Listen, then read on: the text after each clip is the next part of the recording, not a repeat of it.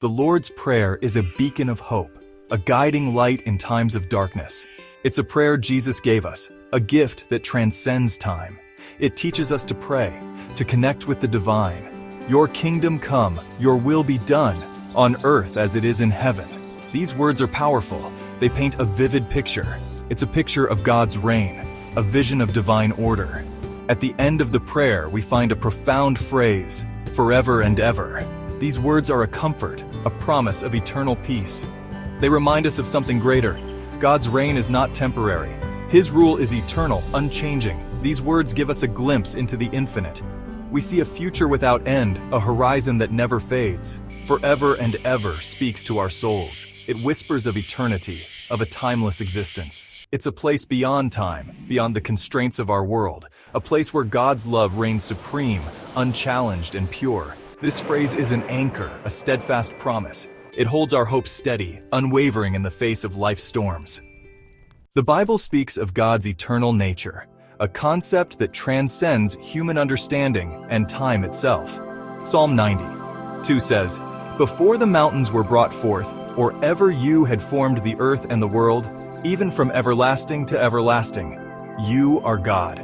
These words are powerful and profound. God is outside of time, existing in a realm where past, present, and future are one.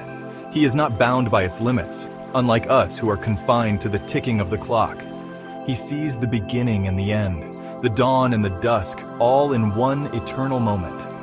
He is the Alpha and the Omega, the first and the last, the beginning and the end. His existence is a circle, a perfect, unbroken loop. It has no beginning and no end.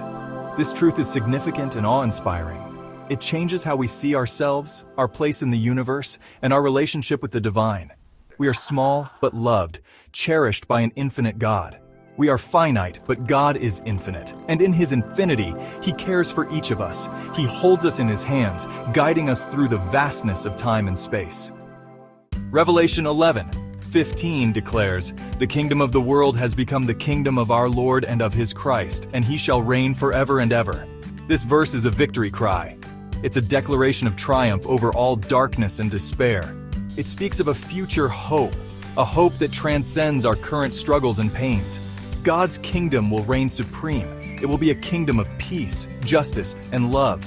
This kingdom is not a place. It's not a government. It's a rule. It's the reign of God in our hearts. This reign is forever.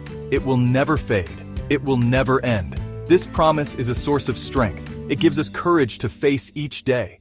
We face trials in this life. We encounter storms and challenges. But God's kingdom is coming. It's a promise that brings light to our darkest moments.